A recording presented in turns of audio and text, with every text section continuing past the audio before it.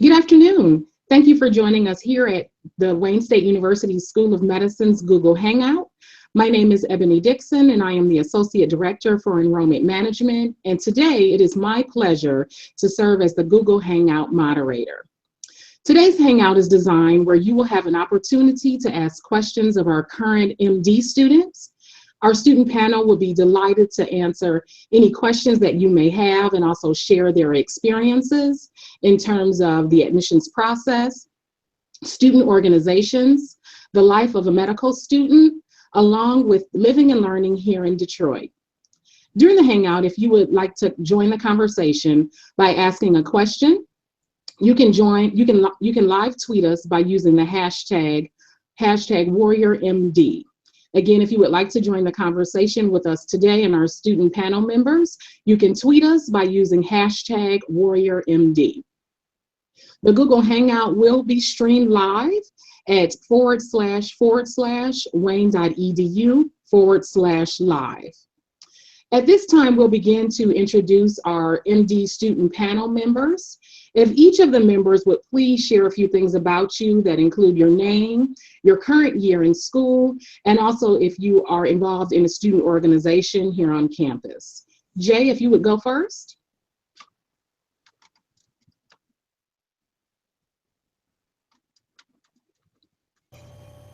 Student panel members, are you able to hear me? Hi, yes, yes, I can. My name is Jay Leniguez. I am a MD PhD candidate. This is my 7th year going to start my 7th year here at school. I am involved in a few activities here. I'm actually the Student Senate President, and I'm also involved with our American Medical Association. So if you have any questions about the MD PhD program, I'd be happy to answer those questions. Okay, wonderful. Thank you, Jay, for that. Sadaf, if you would please tell us a bit about you. Sure. Hi, everyone. My name is Sadaf, and I'm a rising M2, so I just finished my first year here at Wayne.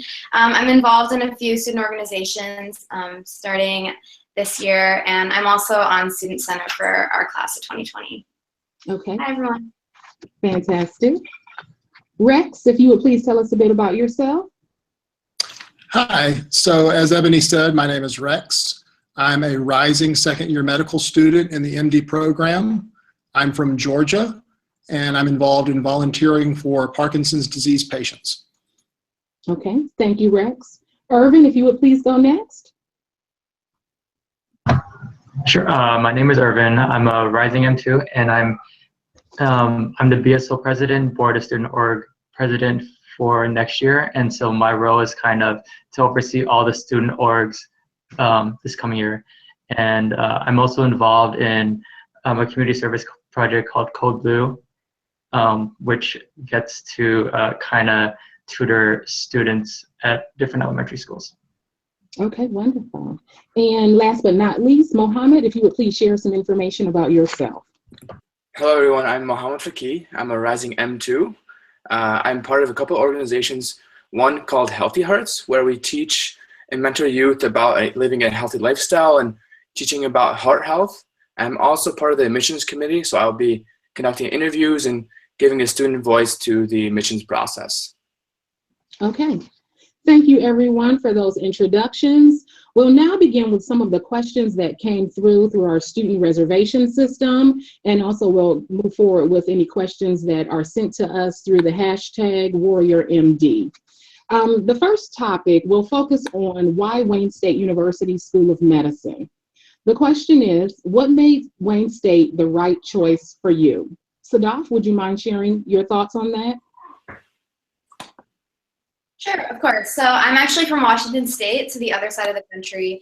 And when I was doing my research about medical schools, an important part of it was coming to a place in like a really underserved community in an area where I'd get to see a lot. Like, I've only been here a year, and even working in like the free clinics, the amount that we get to see, I'll like talk about it with other people, and they haven't even gotten to go into clinics. So it's definitely been like a really valuable experience to be able to be in a community where there's a lot of need for help and a lot of ability to help those people even as a first-year medical student. Okay. Rex, what makes Wayne State unique and stand out from other schools? Well, to touch on what Sadaf said. I think that perhaps more than any other school, Wayne State School of Medicine allows students to participate in clinical medicine from a very early point in their careers and to obtain skills that students at other medical schools probably don't have the opportunity to obtain until they get into their residencies or beyond. Okay. Irvin, what is your favorite part about being a member of the School of Medicine community? I think something that I really like about the community, I guess, is just how knit tight everyone is. I feel like even though the class is really big, you get to know a lot of people, and everyone really works together to build each other up. Okay, very good. Now, we do have a few questions about our applications and admissions process. Mohammed, if you would please help me in responding to this question here. Is there an advantage to applying early? Of course. Anytime you apply early on, it gives you a better opportunity to showcase your talents and allows for the admissions committee initially to review your application earlier on, which will allow you for a better opportunity to get an interview and showcase who you are and why it's the best fit for you to come to Wayne State and to learn more about the school as well. Okay. Now, just to piggyback on that, how much time did you take to study for the MCAT? So it's person to person, but I took 2.5 months. So my first month was more content review to get familiar with the content that pertained to the MCAT study subjects. And then my second in the last month and a half was dedicated more to test prep, more test taking and strategies and how to take the test and what strategies work best for me. And as well, just getting the time crunch down. A lot of issues people have is timing on the exams, and taking those test strategies and knowing how to manage your time was something that I learned in the last month and a half. Okay. Do you have any suggestions from someone to make themselves, say, a stronger candidate? I think one thing that people need to really evaluate is look to see where their weaknesses and strengths are in their application. Some people may have lack of clinical experience. Some may have, for example, where they would need to go look for more clinical opportunities. There are a lot of clinics that do take undergraduate students. I personally, in undergrad, I worked at the Hood Clinic, and that's where I lacked clinical experience, and I was able to give back to the community and learn more about the field of medicine to make sure that the field of medicine is a choice for me, that worked for me. Other people may have a lack in their statistics or like their grades, so some people may need to pursue master's opportunities to strengthen their candidacy for medical school. So it really is a case-by-case basis. You really got to evaluate what are your weaknesses and strengths and work on those weaknesses, as well as your enhancing your strengths. Okay, very good. Now, some of our student population, they have dual degrees where they're studying for their PhD as well as their MD. A question that just came through via Twitter.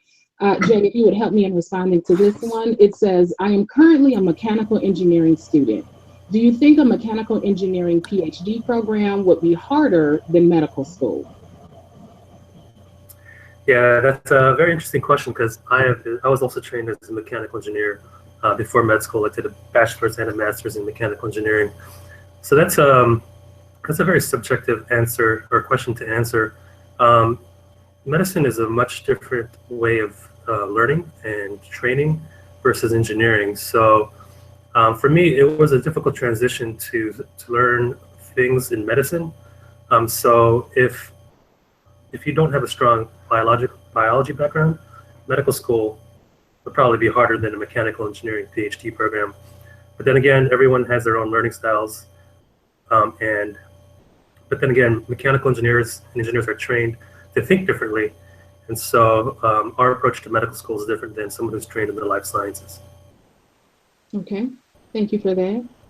If we can take a look at the topic in regards to transitioning to medical school. Sadaf, what was the most challenging part about transitioning from an undergraduate student to a medical student? Honestly, the part that was hardest for me was just going from the workload in undergrad and feeling like you knew it like so much and you were the top of your class and doing really well, to coming here and realizing just the sheer amount of information that we have to gain in a very short amount of time, like having exams every 3 to 4 weeks and being given, like on the first day of anatomy, we're given like 20 muscles, and just like taking in that information and like synthesizing it and then being able to like test well in it. It was originally really difficult to learn how to learn, but once you get the hang of it, and now at the end of year 1, it makes a lot more sense how to go about that. So I think that was the hardest part, but it's honestly something that we all kind of learn to cope with and get good at. So. Okay. Did you personally experience any culture shock when you started? Did I? Yes. Uh-huh. Okay, yeah, so a little bit. I mean, I came from an undergrad where there were 40,000 students, and everyone says like Wayne is a big medical school, but even just going from like having classes like 600-700 to coming here, and then being in our anatomy lab groups and being in a very like small, like close-knit group of people with 6 people, it was definitely different working with the same people always. You got to know how people think, you got to know how different people go about solving their problems. So to that, it was kind of a culture shock, but it's really easy to fit in and find your place and know what's best for you, I guess. Okay, that's good. Jay, did you take a gap year before starting, and do you have any advice for someone considering that as an option?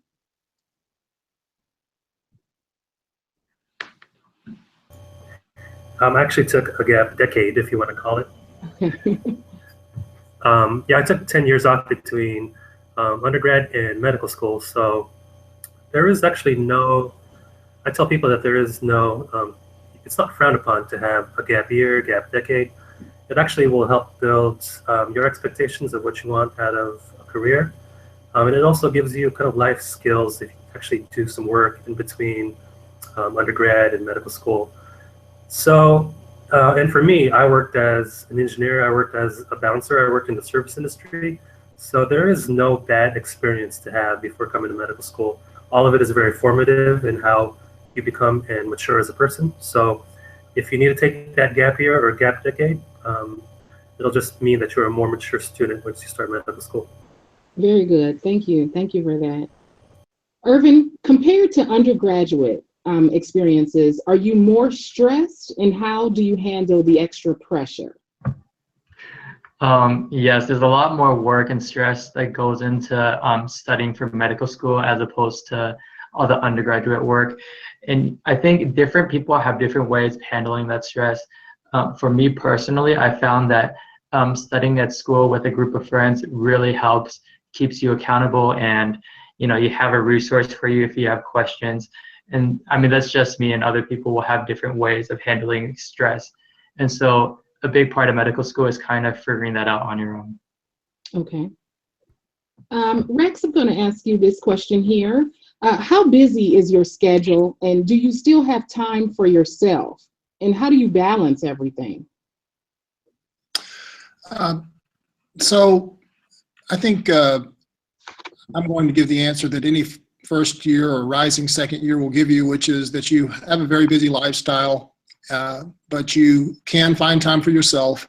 And the important thing that you have to do is to recognize when you're no longer being productive and that you're not really studying, you're just pretending to study.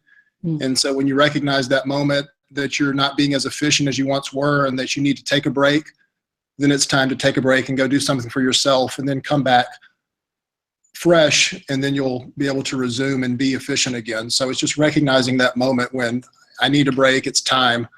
And that way you can do both. You can have personal time and also accomplish what you need to in your program. That sounds like great advice. Our next topic looks at medical student lifestyle. Mohammed, what does a typical schedule look like for a first year, second year, and ongoing? I'll answer in regards to the first year, just because I'm more familiar with that, and then Rising M2. So we have the opportunity to go to lecture, or you can actually stream lectures. I personally stream because I live from home. So on a typical day, lectures may begin at 9 a.m., 10 a.m. So I will start an hour behind. So what I'll do is I'll pre-read lecture around 9, and then I may stream lecture, and because the lectures come up an hour after. So my day-to-day basis begins around 9 to 10 a.m. and it ends about 9 or 10 and at night, where I have period of time from about 10 to 1. I'll probably be studying. I'll have an hour lunch break, and then from about 2 to about 5, I'll have another couple hours of studying, where I have lectures throughout the day or watching or streaming. And then I'll have my dinner between 5 and 6:30, around that time frame. And then for another couple hours after that, I usually will be studying, or I may be going to the gym to burn off some steam to cope with the stress. So my typical day is between about 9 to 10 a.m. and sometimes 10. It may be a little longer, depending if it's closer to an exam time, or maybe a little shorter if it's earlier in the week or I have a lighter load. So, but that's my typical time frame. Okay. Irving, would you mind sharing what your schedule looks like? And then also, how much sleep are you getting? Sure. I live right across the street from school, so I can commute really easily. I sometimes go to class, sometimes I stream, depending on how I feel. But typically what I'll do, I'll come to school early in the morning, either like 9 or 10, and I'll study here maybe until like 10 p.m. or 11 p.m. at night. If I have time, I may go to the gym to work out, kind of like Mohammed. And then I'll just walk back home afterwards because I live right across the street. And I guess with this schedule, I kind of sleep maybe 6 to 7 hours a day, which is a healthy amount, I think. Okay, good. Sadaf, what do you find most challenging and rewarding?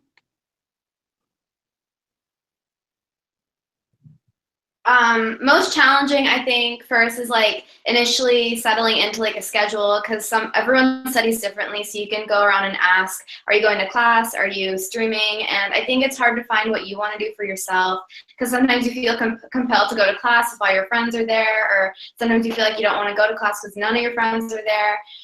So I think figuring out what's best for you is definitely challenging, because you want to make sure you succeed like right from the get-go.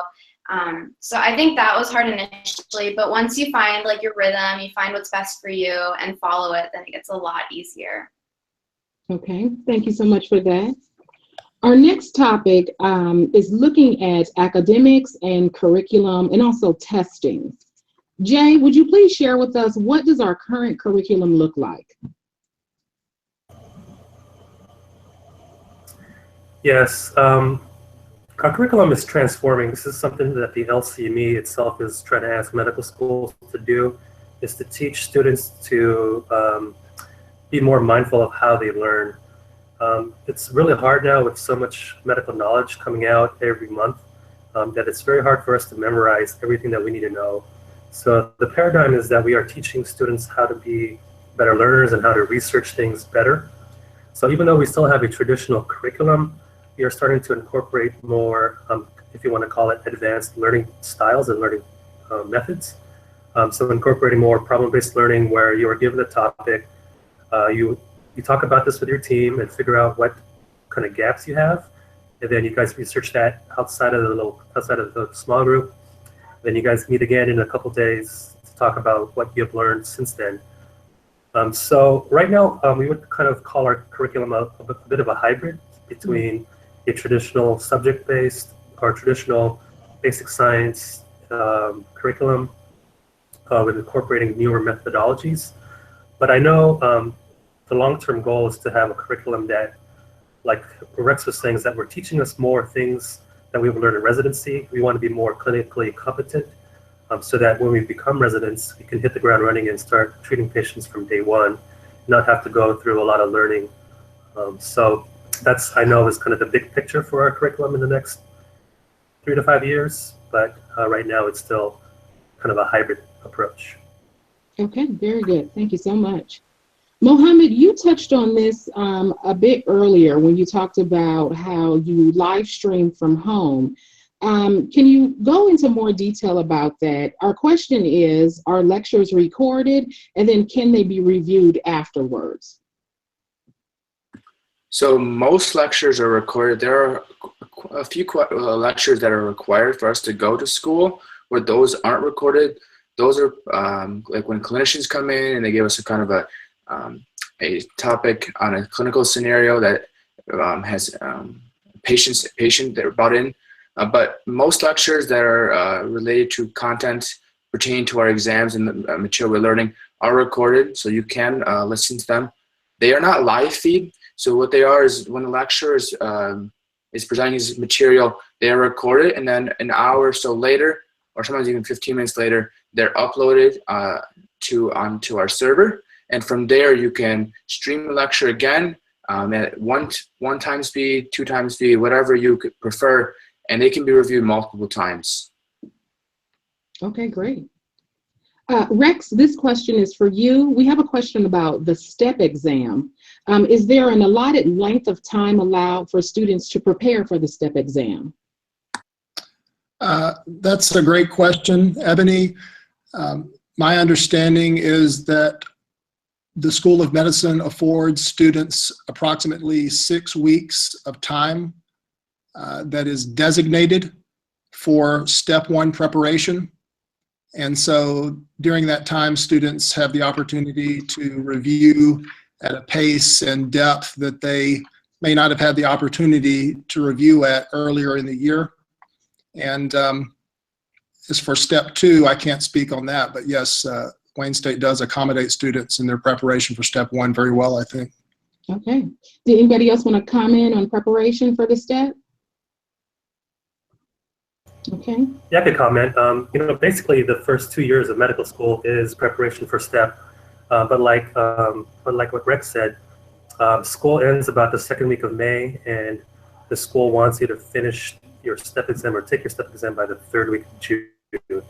So there's quite a bit of time, and most people feel comfortable within 5 weeks of dedicated prep time. So I took mine after about 5 weeks of preparation time. But I know sometimes people will need a little bit more time, so that's why they give up to June, the third week of June, to take the test. Okay, thank you both for that response. Our next topic is Wayne State School of Medicine culture. Irvin, if you would please help me in responding to this one. What is the student culture like currently, and would you say that the population is a close-knit group of students? Yeah, there's a lot of people at this school, and you'll find a group that you'll fit into. Different people have different personalities, obviously, and different learning styles. And so I think, finding that group that you can be close to and you can reach out for help is really important. I think everyone has their own little circle of friends that they can rely on. Okay. Irvin, have you experienced any type of competitive atmosphere? And if it is competitive, how are things for you personally? Right. So one good thing that the school changed recently was before they had it kind of like a ranking system. So if you had scored above a certain rank, then you would pass or honor. But this past year they changed it, so it's based purely on your raw score. So we don't rely on ranking anymore, which is really nice, because then we have this atmosphere where instead of trying to compete against each other, we're helping each other out. Okay, wonderful. And speaking of getting ready for class and studying, do you tend to study more in a group fashion, or are you independent study? And what do you see your colleagues doing as well? So I tend to study, I guess in a group, but I typically just study on my own material. And then if I have a question, I can rely on that group. Different people have different ways of learning. And so that's just how I learn, or how I found that I best learn. Very good. Sadaf, can you describe the student-faculty culture and atmosphere? Sure. So the professors here are amazing, and the thing is, our class size is like 290 students, and about 40 to 50 will usually show up to class. And after class, professors are always willing to stick around to answer questions students may have. And during all of our labs, it's actually run by our professors, so it's really convenient. If we have questions, we know we're asking the people who are teaching it to us. So that really helps in like gaining knowledge if there's any knowledge gaps present. And professors are always willing to answer emails, and they have a discussion board. Usually all of our classes have a discussion board, and we can post questions there, and we can answer each other's questions, and the professors will also give their answers. So we're always being able to use our professors and everyone teaching us in a way that's going to benefit us best. And I've really appreciated that resource that we have here. Wonderful. Thank you so much. Rex, do you feel like the large class size has an effect? Is it either a positive or negative in your own experience? The large class size is one of the reasons why I was drawn to Wayne State School of Medicine, because when you have a larger size, you're better able to, for example, if you want to start a club, you have more people who are potentially interested in joining, or you know, if you want to get together a group of people to go out one evening, you can have a better shot of finding a few people because you're pulling from a larger pool. And so I think that there's still a sense of solidarity, even though it is a big class size. And I've found that the more classmates I have, the more potential friends I have. Wonderful. Okay. Our next topic is clinical exposure. Mohammed, how soon are students involved in interacting with patients? So we have a new course, it's called Clinical Medicine, where you are actually learning interviewing skills from a clinician. We meet about once every 2 weeks where we learn interviewing skills. And also we have a program called the Co-Curricular program, where you are encouraged to go out in the community and volunteer in underserved clinics. So there you're able to interact with patients, utilize your knowledge you're learning in the classroom, and an ability to practice that, not practice medicine, but essentially being able to apply it and to learn the clinical reasoning skills that you otherwise wouldn't learn in this classroom itself. So there's a lot of opportunities. I personally volunteered at many clinics. This summer I was at the Hooded Clinic, where we have underserved population in Detroit. There's a CHIP clinic that you're provided. It's a community health interprofessional clinic. So there are a lot of opportunities, even in your first year, that I know some people at other schools don't have that opportunity. Wonderful. Mohammed, would you share with us what hospital systems that Wayne State currently partners with? Of course. So there are 4 different hospital systems. We are part of the DMC, Detroit Medical Center. We have the VA Dingle. We have the Henry Ford Health System. And we also are in partnership with the Oakwood Beaumont campus. So those are 4 hospital campuses that many in our 3rd and 4th year, we will be able to do a clinical rotation in those hospitals. Okay, great. Very informative.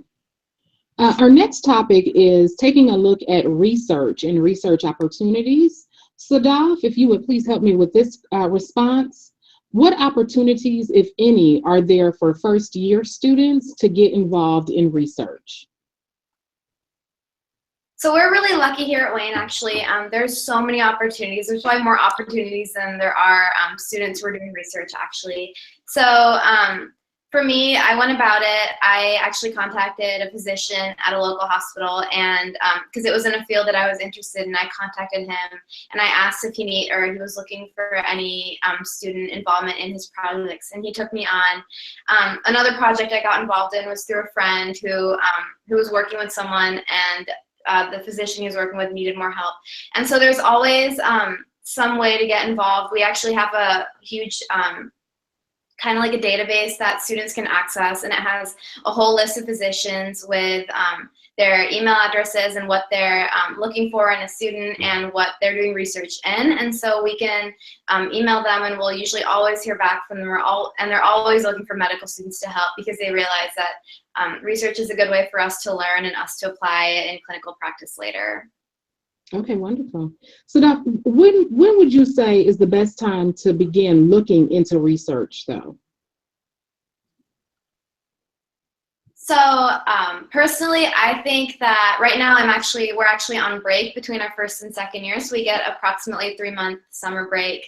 And everyone was saying, oh, make sure to have fun, because it's kind of our last summer before we start the rest of our medical school here. And so for me, that seemed like a really good time to get involved in research and work on a couple of projects with a few physicians, and then also take some time to travel and spend time with friends and relax too. So personally, I think it's a good time to start in between first and second year, because you're not doing anything else, so you're not taking away from your academics at all. But I'm sure other people have different opinions about when to start research or when's better for that. Yes. Thank you so much. Did anybody else want to comment on how they got involved in research? I can chime in. So counting off of what Sadaf said, there's a new program we have. It's called Research in Medicine at Wayne State. And there's a whole length of list of contacts where you can contact clinicians that are looking for research. And that's where I found my research opportunity. I'm currently working in the Department of Neurosurgery. And the physician that I was partnering with was on that list, and it's always evolving as there are more and more partnerships with Wayne State in the 4 hospitals that I mentioned. There's always a need for medical students to be involved in research, and then they understand, the physicians that I'm currently working with understands that there's always a need for medical students just to explore the intellectual curiosity that's needed as a clinician. So those skills that you get in research, you can apply to the practice of medicine, and they really understand that. Okay, wonderful. Our next question is, Jay, this one is going to be for you. How are Wayne State students involved in public and environmental health policy?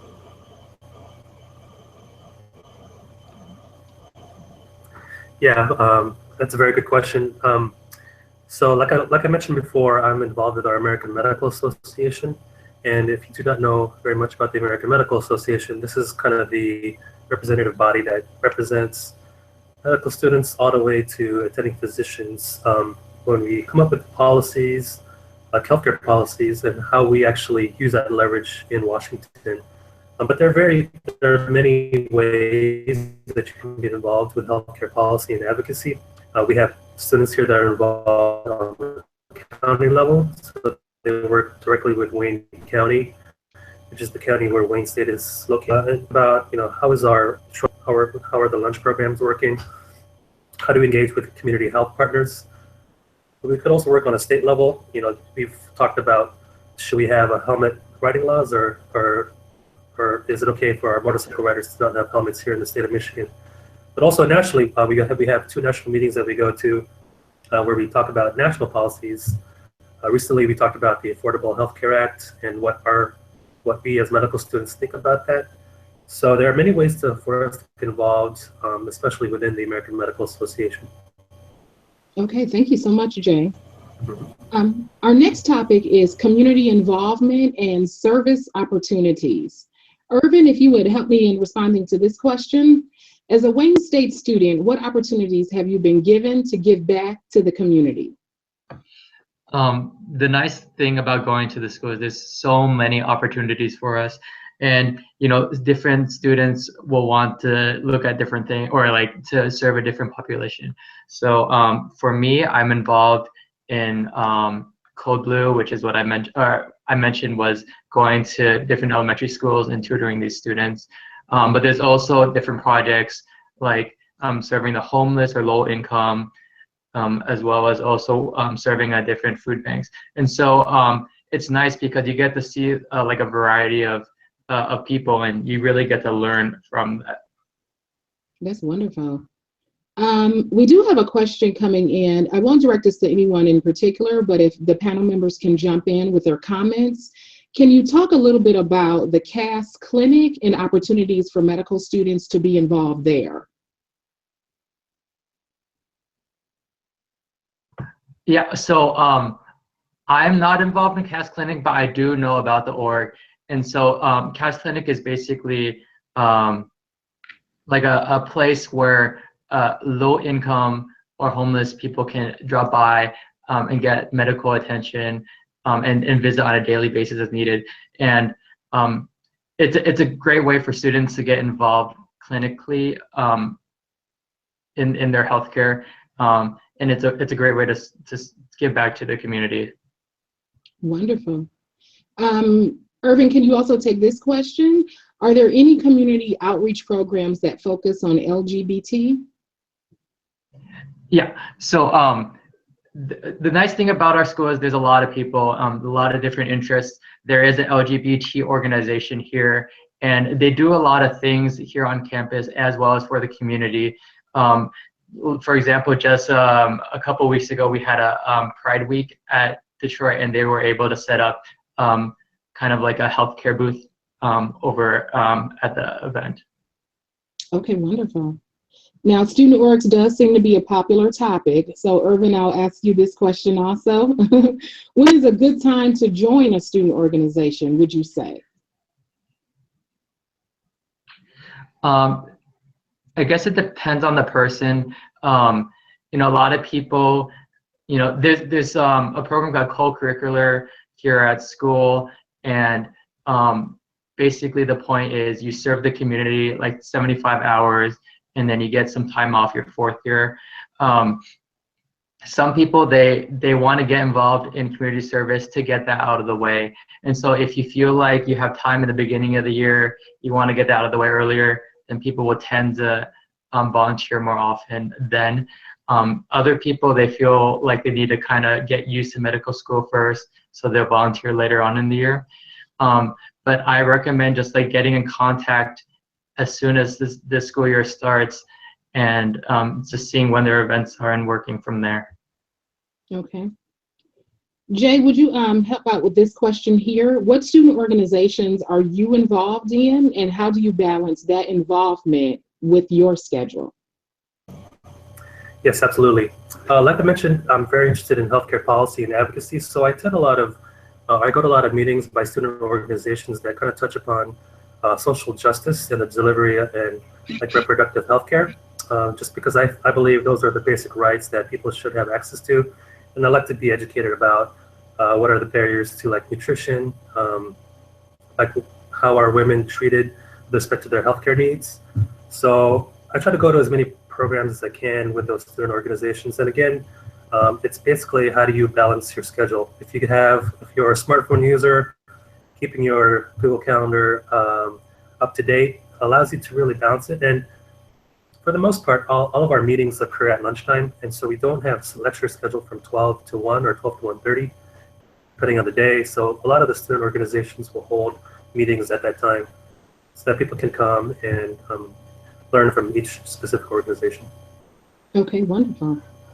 Irvin, we have a question about a particular student organization. It says, is MedLife one of the medical relief groups students are involved in to travel abroad, or are there other relief organizations on campus? I'm not familiar with MedLife. I do not believe that's an org here, but we do have different orgs that you can go to kind of serve in the different underserved countries. WHSO is an org that lets you travel to, I guess right now it's Haiti and Ecuador, and you can travel there to kind of serve that population, kind of see what their lifestyle is like. Okay, good. All right. Our next topic is paying for school and financial aid. Mohammed, if you would please help me with this response. How are you paying for medical school? And are there financial aid options available, such as scholarships, loans, and grants? There are plenty of opportunities to obtain financial aid. You would have to fill out the FAFSA form, and based upon your financial need and other considerations like previous debts, they do afford a lot of opportunities for you to pay for the schooling. I'm fortunate my parents are currently paying for my schooling to help alleviate some debt. But there are many opportunities, in the financial aid office is very willing to help you out in managing your loans and going over steps to mitigate long-term debt. Okay, wonderful. Yes, filling out the FAFSA form is very, very important for our students to do. Does anybody else want to comment on any types of scholarships that they have received?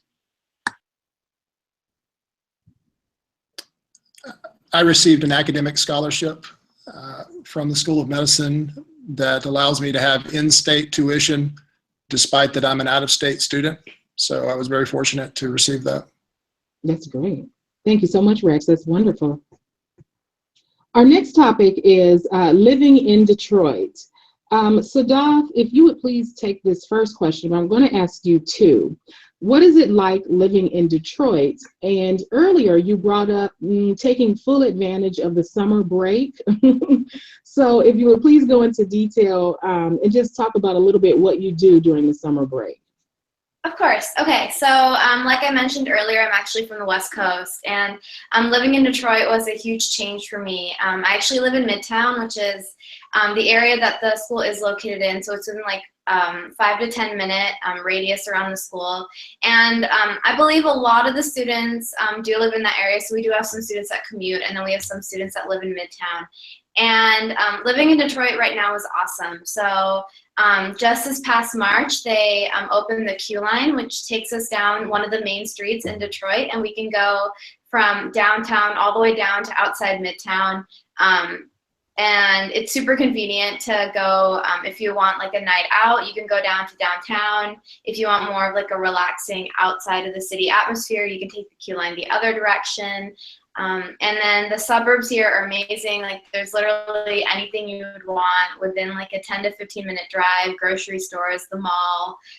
So it's like the nice thing about Detroit, it's like a big city, but it's not that big. So it's not like really bad traffic. It's not, it's just like I think it's a really nice place to live. I've been really happy here. I've been living here for a year. And then for your second question about summer break, so like I mentioned earlier, everyone said definitely enjoy that summer between first year and second year. So the schools actually has this program where they do like an externship fair in February of our first year. And we're given the opportunity to do like 15 to 20 externships in any of the local hospitals around here. And so we apply, and then if we get the position in the hospital, then it's a 3 to 4 week paid externship at the hospital. A lot of it just is basically shadowing doctors in a field that you're potentially interested in. So a lot of my friends, a lot of people I know are involved in externships, and they'll just go to that. And then like Irvin mentioned earlier, so a lot of students will go on WHSO trips, so World Health Student Organization trips. So they're usually a week to 10 days long, and students will go either to Haiti or Nicaragua and get to spend a week with doctors there and seeing patients and just getting an experience abroad. I myself am involved in research, but then everyone said have fun, so I'm actually traveling for the month of July just to kind of get that out of my system before coming back for second year. So there's no perfect formula for how to spend the summer between first and second year. There's a whole host of options, and everyone's different, and everyone kind of goes about it their own way, but Wonderful. it's definitely good. That sounds wonderful. Thank you so much, Sadaf. Jay, if we can take a look at Detroit specifically, can you comment on how Detroit has changed in the past few years? Yes, Detroit itself has done a 180. I am originally from California, and I've had the opportunity to live in big cities, Los Angeles, San Francisco. Also, I lived on the East Coast in Boston and New York. And Detroit has a city feel, but also has kind of a small town kind of community. So it does have, I like it. People are very friendly. It's kind of that Midwestern mentality. But with respect to how it's changed since I moved here in 2011, it's transformative. Just having our streetlights working now, it's a big deal. People are coming back downtown. We have a mix of businesses moving back in, gastropubs, cool little bars, coffee shops. It's kind of a cool little, if you want to call it, hipster town now. And it's really cool to go out on the weekdays and on the weekends just to see what has opened up recently and to experience new locales. So Detroit is kind of up and coming again. And if you guys haven't visited, it's definitely worth checking out. Okay, wonderful. Jay, do students commute from the suburbs and also Canada?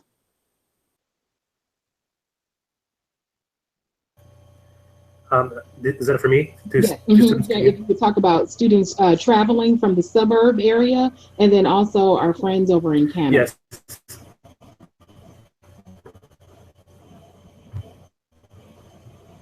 Maybe 10 to 20 students from Canada. So I know a few of them decide to commute from Windsor, which is right across the river. But also, many of them do decide to live here in Midtown. But the one thing that I mentioned, or the one bad part about the Detroit kind of resurgence, is that prices downtown and Midtown are starting to increase for housing. So I know a lot of students are now moving back out towards Ferndale and Royal Oak, which are kind of the suburbs right outside of Detroit. So commuting students are now, used to be about 50-50. I might want to say that a few more students now are commuting just because the prices are a little bit more reasonable out in the suburbs. Okay, very good. And Jay, since you are from the West Coast, this is a great question for you. How is the snow in the winter here in the Motor City? And are you still able to commute?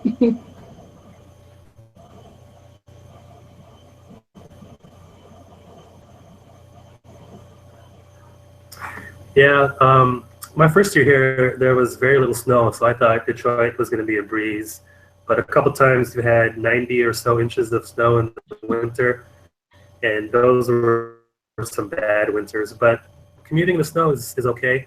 I think people just, they learn how to drive in the snow. I still actually commute on my bike in the snow. I'm one of the few people that still ride my bike in the winter. So commuting to school is definitely doable on a bike.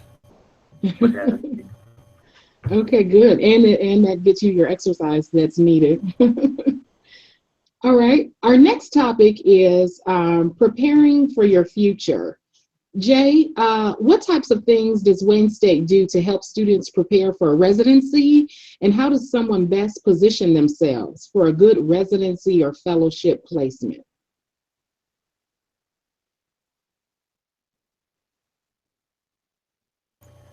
Um, Talking to program directors, these are the people that actually run residencies. They are starting to say that your clinical, how you are, I guess your letters of recommendation and your clinical competency during your third and fourth years are becoming a much better gauge of how students can do in residency.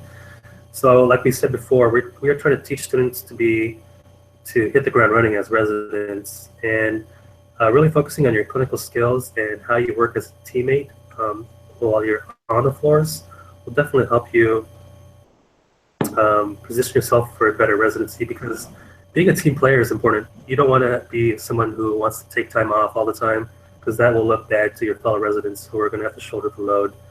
So definitely Wayne State is looking to teach us more clinical skills and more resident-related skills, so that when we hit residency, we're up and running. Okay. And for this question, I'll open this up to the group. So whichever panel member wants to take the question, feel free to jump in. How do you feel Wayne State University is preparing you to be a great physician?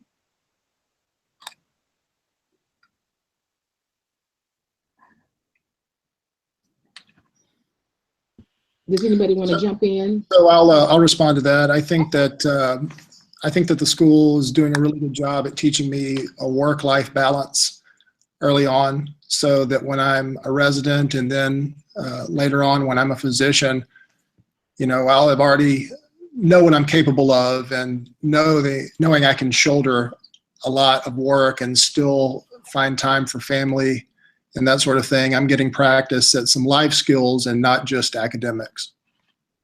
Wonderful. Does anybody else want to comment on how they're being prepared? I'll chime in. But I think that, like Rex said, Wayne State puts a lot on your plate, but it allows you to see who you are and what type of physician you want to be in the future. So I think it really teaches you a lot of life skills that will apply to the field of medicine and how you will treat patients in the long run, as well as outside life as a physician. There's a lot of key qualities that you won't learn in the classroom, or you will learn from other people, that I think Wayne State really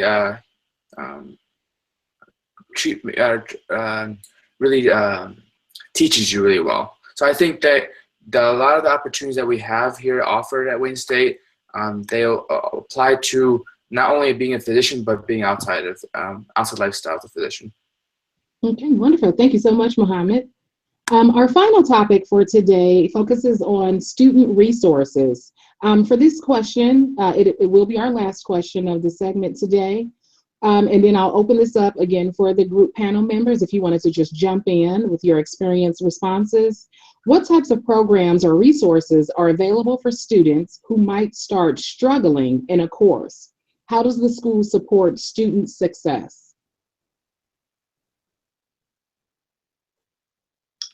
Okay, I'll go ahead and add a little bit here. So the school, so we actually have SILs, so the year above the student that are like, so currently if we have incoming M1s, so there's been like 10 or 15 M2s that have been chosen to basically have review courses in the middle and at the end of each course. So they'll do like a midterm review, and then they'll do a final review. And then they'll have like weekly drop-in hours for students to go and ask questions if they have any, if they're struggling in anything. And then on top of that, the students will be down there to help the M1s during anatomy lab. So they'll go around to each table and help like quiz students and help them out there.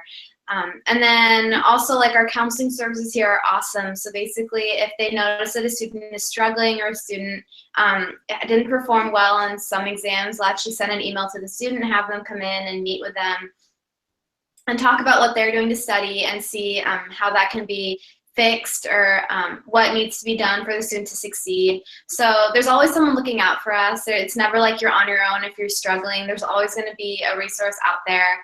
And then you can also request to have a tutor. So you can like meet with the tutor once a week to help see, it's usually an older student, so you can ask them how they passed the class or what they did that you could maybe pick up on. So there's always going to be mentoring and other students to help out. So I think like Wayne does an amazing job with providing us those resources. Excellent. Thank you so much, Sada. Okay, it's just about 1 o'clock, and I do want to take this opportunity to thank everyone for joining us for the Hangout today. Thank you so much to all of our wonderful MD student panel members. It was great to hear your personal experiences and also encouraging all of our prospective students. I do want to offer a sincere thank you so much for your time and coming and hanging out with us, literally. Also, thank you so much for the audience participation and the questions that came through via Twitter, and then also the questions that were submitted beforehand. We do appreciate all those questions. After the show concludes today, you may continue to ask any questions that you have by emailing them to us at mdadmissions@wayne.edu. Again, if you have any questions that you did not have an opportunity to send to us, you may continue to do so after the show has ended, and you can send those questions by email to md@mdadmissions@wayne.edu. Again, mdadmissions@wayne.edu. And a member of our Office of Admissions will be delighted to answer those questions for you, and we can get those back to you within the next day. Also at this time, we would like to encourage you to continue to learn more about our wonderful School of Medicine by viewing us online at admissions.med.wayne.edu. We have lots of information right at your fingertips just by going online and viewing us at admissions.med.wayne.edu. Please note that today's Google Hangout, along with our previous Hangout that was done during the month of May, will be archived if you would like to view us again or take a look at that one. And it's available to you at //wayne.edu/live. This is also, again, where you can view our previous Hangouts and then also today's visit as well. Thank you again to all of our student panel members. Best of luck. Please enjoy your summer break. Thank you again, student audience members as well. And please continue to send all of your questions via email to mdadmissions@wayne.edu. Thank you so much, and everybody have a great afternoon.